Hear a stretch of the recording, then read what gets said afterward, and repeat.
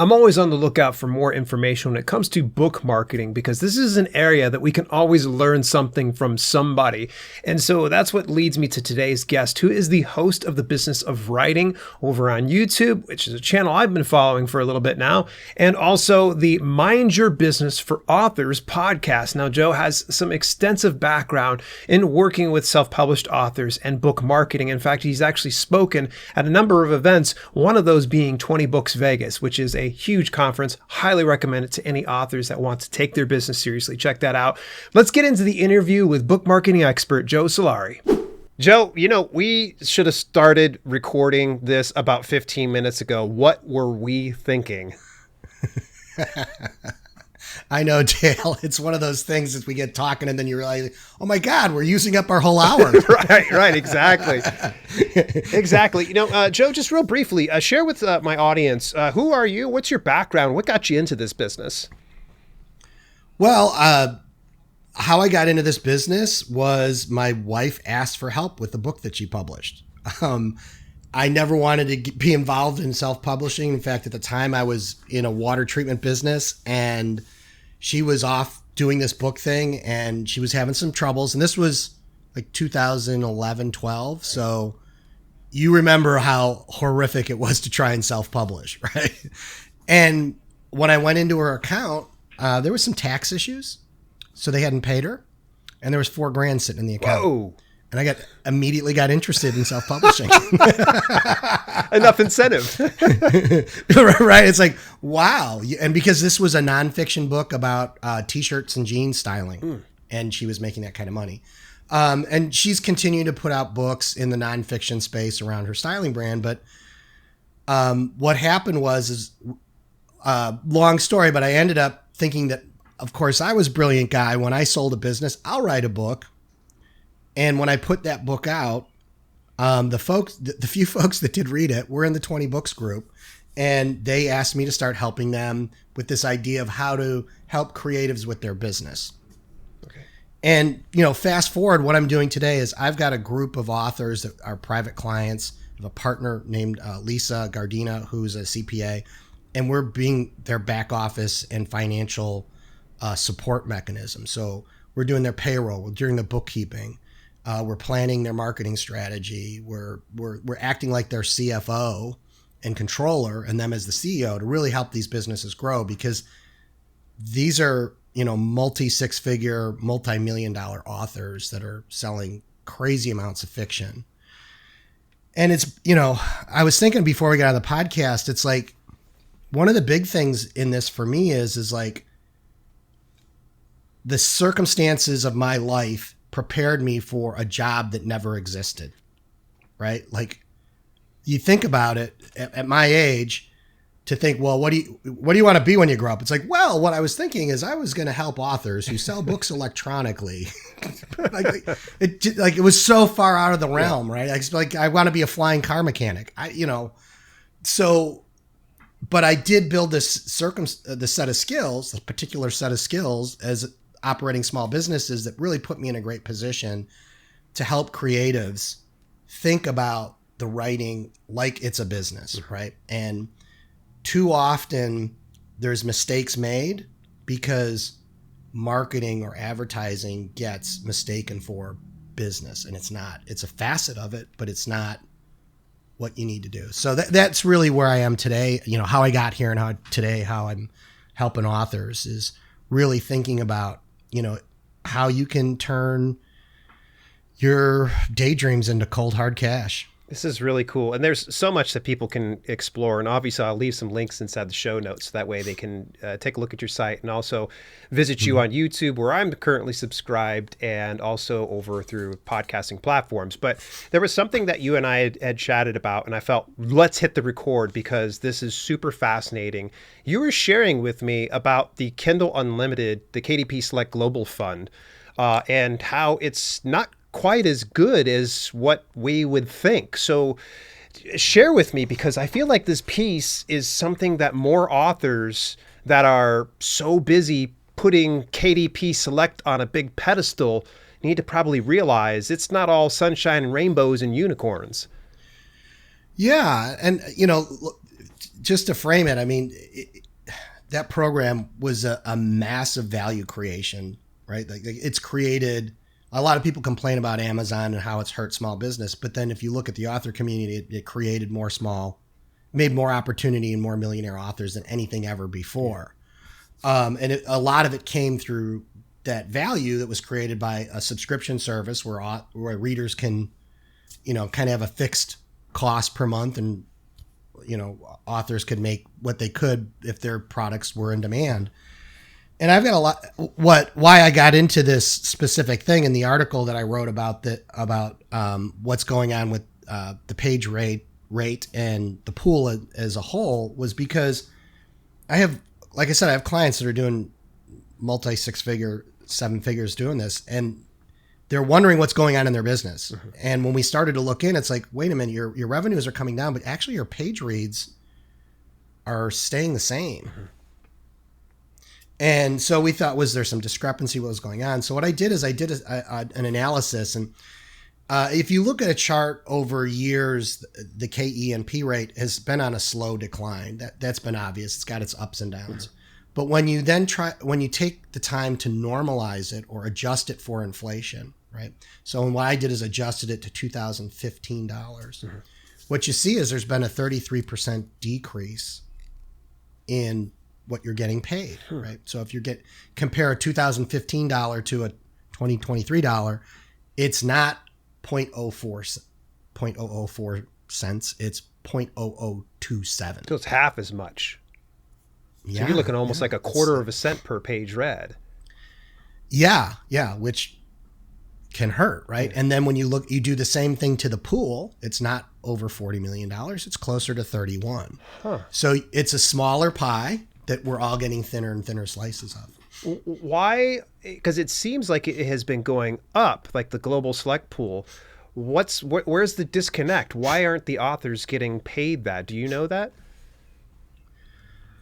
Well, I mean, if you look at what they're publishing as far as dollars, yes, the pool is going bigger, right? Mm-hmm. But when you say, well, a $2023 is not worth what it was in 2015, then that pool is actually smaller. So the purchasing power of your slice of that pool is smaller, right?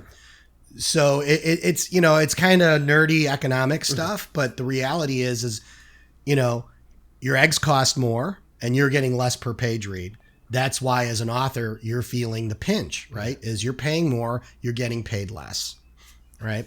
Because the pool is a fixed amount. You don't get to, let's put it this way, Dale. The same book, if you're selling it, you can raise the price, right? Inflation still applies to that. You're not making as much, like if you raised it $1, you're not making it the full $1 that you think you are because of inflation. But in the pool, what's different is you don't have a say in price, right? You can make more page reads. You can hopefully get more audience read those page reads, but what that page read is worth is dictated by the owner of the subscription service. So that's why you're feeling it, is you don't have that control. So what are some of the implications that are involved in this inflation? Should authors pull out of KDP Select? Should they, be a little bit more cautious, or should we just kind of go on business as usual because inflation's to be expected? Well, my take on it is I'm not an all or nothing person when it comes to the marketing strategy for authors. Yeah. It's like Kindle Unlimited customers are Kindle Unlimited customers. You happen to be a vendor of product to them, right? So when do you want to put your product into KU and for how long, right? Now, for some authors, this is a really hard thing to get their brain around because 70% of their money's coming from it and they're making a lot of money, right? Yeah. Like if you're a top rom-com author in, commonly ranking in the top 10 of the store, 70% of your money is coming from KU. You're making millions, right? So this is just mind-boggling numbers to think about, like how I would change that. The way I like to think about it is like how like Apple deals with phones. It's like when, as the new phone comes out, the other ones get cheaper and you're like, well, the phone I have now, they give away for free with an account, right? So do you release somewhere else first say, direct on your website or through a Kickstarter launch or whatever you like are comfortable as far as a strategy. And then it eventually makes it into KU either forever or for a period of time, right? So it's just becomes a pricing strategy. Interesting. So you probably would say that KU is not something people should avoid, but they should probably use it sparingly within their business if they want to make a full-time income from this. Well, I think you have to think through how a business strategy, and this is kind of the stuff that I always talk to authors about, is it's not just as easy as selling books, right? It's a really, getting somebody to buy a book is a really complicated process. It's not as easy as they make it seem. It's just like, hey, buy my book, send it, here's an ad, go. Just because I bought your book doesn't mean I read it. So true. Right? In fact, my opinion is what sells your book and all future books is the first book you get somebody to read. Right? When I read it, if I connect and I get that experience, then I cross this barrier, right? I go from it being a barrier of entry, right? Because most voracious readers would rather reread one of the books on their shelf than go find a new author, right? It's precious, that time. I know the experience I'm going to get. It's just like rewatching a movie. Why do you do that? I know how Godfather ends. I can recite every line, right? But it's the experience, right? So like, if I can tap into that, then I'm in a situation now where I've connected that reader's identity with my story world. If I can make them visible, right? So that's one of the hard parts about KU is, do I have a way for them to become visible to me through signing up for my newsletter or coming to a Facebook group? And then I have the capacity to see about how I can sell them more books, and give them a bigger community experience. And how can I maybe find out if there is a direct experience or a higher price point that they're prepared to pay to get deeper into this. So I think I kind of answered that. Yeah. This is really good information. Let me see if I can kind of pull something a little bit more out of you here. And I know this is such a loaded question and could probably take 2 to 3 hours for you to answer. In an ideal world, like right now, 2023, what would be the best book launch strategy? And would that include something like KDP Select? Yeah, it would. And I think it depends. The short answer is it depends. Right? Okay. But let's talk about a new author, because I know you get a lot of new authors coming here. And I think that launching in KU may still be the best choice. Okay. Because it's such a target-rich environment. It's easy to get to the audience you want. And if you know your genre and you know your audience and they're heavy in KU, then why would you go elsewhere? And I have a lot of people talk to me like, well, I don't like what Amazon stands for, and I'm going to go out and I'm going to do this direct. God bless America. Go do that. Right. Understand it's going to take longer, right? Because there is, you get to draft on Amazon's trust when you do KU, right?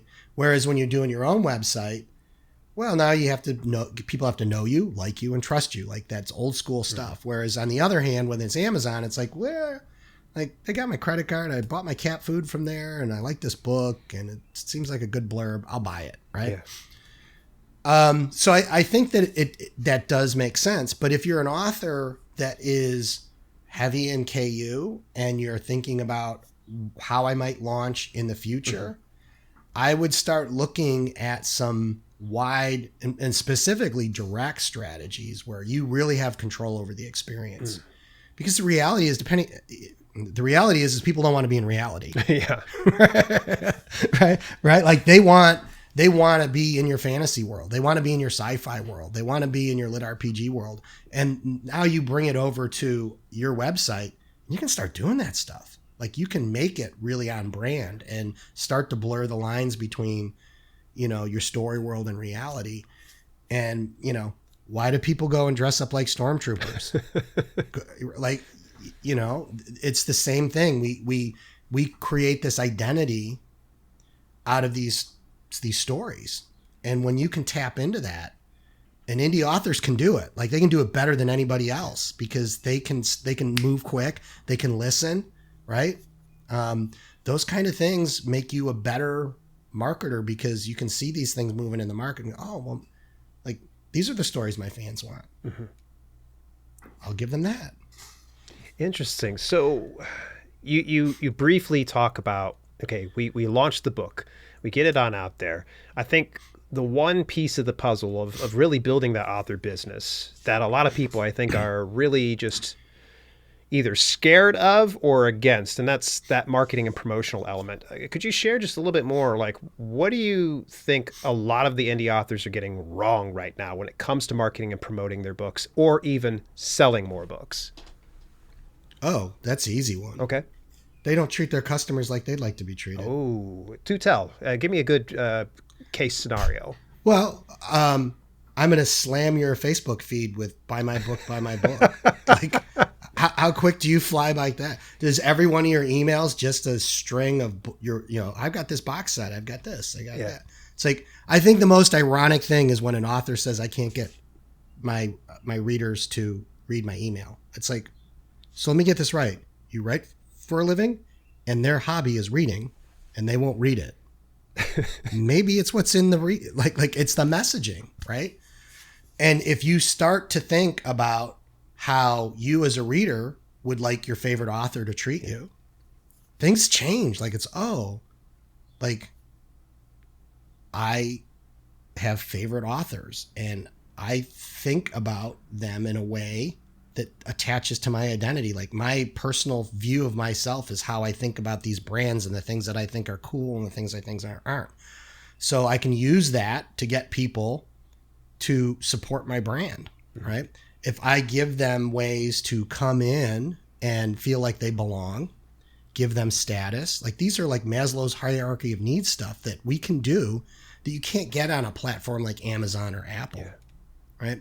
So I think that that's the thing is when you start thinking about like, oh, I can, first off, I want to make these people become visible to me. I want to have them come out of the woods so I can see who they are. Right. Because you could build a really successful career on Amazon with Amazon advertising and with KU and never, ever touch a customer. Yeah.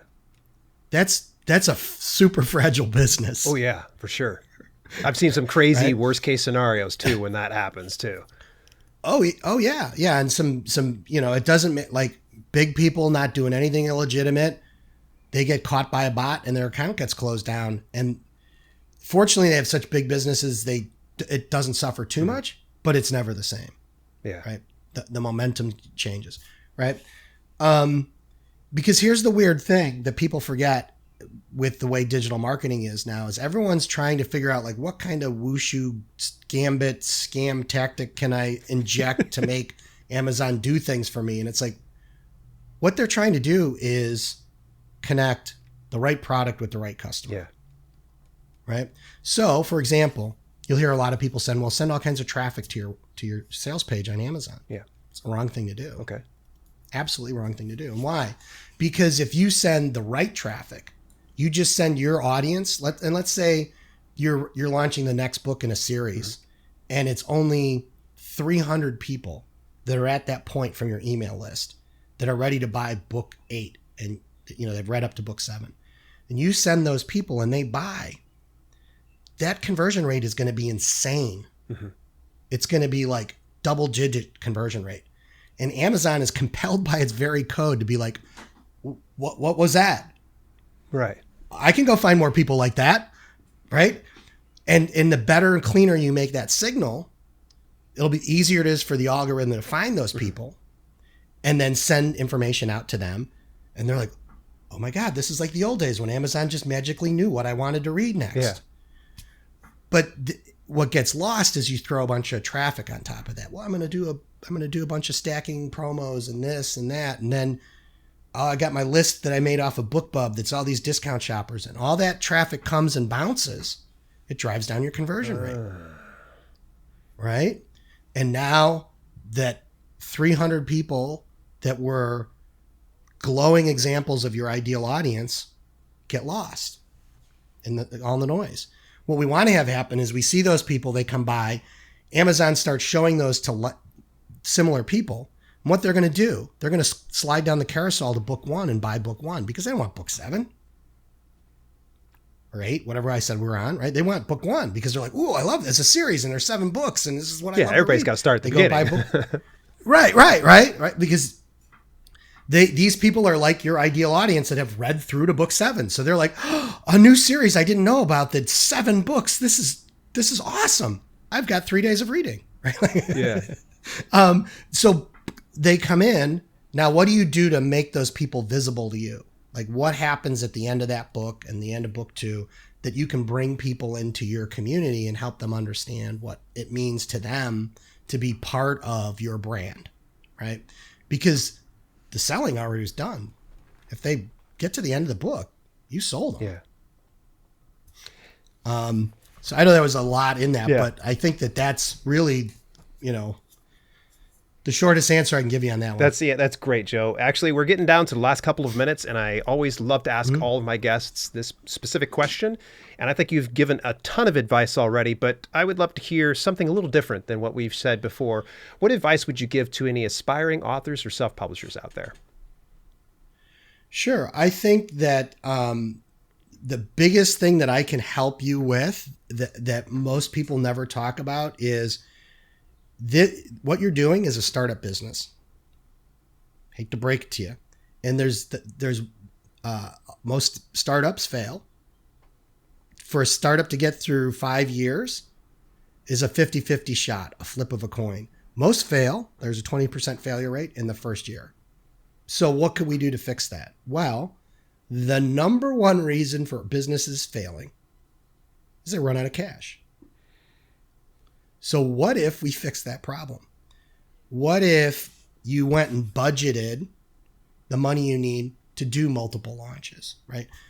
Accept the fact, especially today. I mean, a few years ago, the time that we've been around here, you could launch book 1 to pay for book 2. Like, those days used to happen. In a lot of genres, if you don't have 3 to 5 books out in that series, people aren't going to even look at the series, right? Because part of the product promise is I deliver on a regular basis. So you can point at like multiple genres where people come in, they write a book, maybe put up a pre-order, and then they flake off and go write something else. And readers get really upset with that. But it's been done and done and done. So like now us coming in, the new aspiring author, it's like, sorry, you're going to be judged by the same metric as everybody else. So you have to do that. So if you do go and do that, and I've got a tool on my website that's free that you can program in. It's called the Capital Planner to help authors do this. And you'll maybe, when you get done with it, you'll see like, oh, I'm going to have to like spend $4,000 to get through where I want with this epic fantasy. Okay, start saving. And now your writing schedule can adjust to that. Maybe it's going to take 2 years to write the book or to save the money. And you were planning on writing those 2 books this year. Well, you got more time than you know. Because if you don't have the money and you don't, you'll start making bad launch decisions. Mm-hmm. And that will hurt long term. So I think that's probably the big thing that I talk about that most people don't, that really is the single biggest reason why authors get wiped out. You've been listening to the Self-Publishing with Dale podcast. Visit us at selfpublishingwithdale.com for more information on how you can level up your self-publishing business. Also, check out our growing video on demand service, chock full of free and premium content, when you head over to theselfpublishinghub.com. If you enjoyed the show, please consider leaving a review on your preferred podcasting platform. We thank you for tuning in, and we'll see you in the next episode.